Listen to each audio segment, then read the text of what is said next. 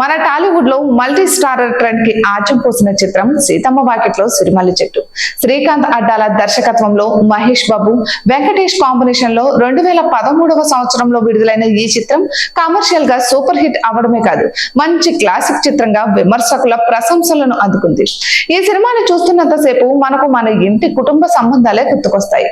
అంత అద్భుతంగా సహజంగా ఉండేలా ఈ సినిమాని తీర్చిదిద్దారు డైరెక్టర్ శ్రీకాంత్ అడ్డాల. రీసెంట్ గా ఈ సినిమాని రిలీజ్ చేస్తే మరోసారి ఆడియన్స్ ఈ చిత్రానికి బ్రహ్మరథం పట్టారు.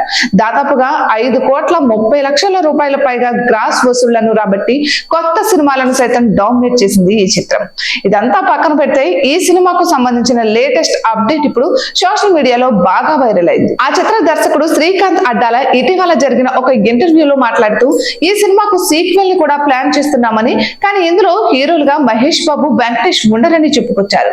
నేటి తరం యూత్ హీరోలతో ఈ మల్టీ స్టారర్ ఉండే అవకాశాలు ఉన్నాయి. నేచురల్ స్టార్ నాని, విజయ్ దేవరకొండ కలిసి ఈ మల్టీ స్టారర్స్ చేస్తే ఎలా ఉంటుంది అనే చర్చలు కూడా సోషల్ మీడియాలో జరుగుతున్నాయి. అయితే ప్రస్తుతం నడుస్తున్న మల్టీ స్టారర్ ట్రెండ్ లో నిర్మాతలు, దర్శకులు గట్టిగా తలుచుకోవాలి, కానీ ఎలాంటి కాంబినేషన్ అయినా సెట్ చేసేయచ్చు. ఎన్టీఆర్, రామ్ చరణ్ లాంటి సమకాలీన హీరోలే కలిసి సినిమా చేసినప్పుడు ఇక మిగిలిన హీరోల కాంబినేషన్స్ ని సెట్ చేయడం అంత కష్టమైన పని కాదంటూ విశ్లేషకులు అభిప్రాయపడుతున్నారు. Hi guys, subscribe to JKTV.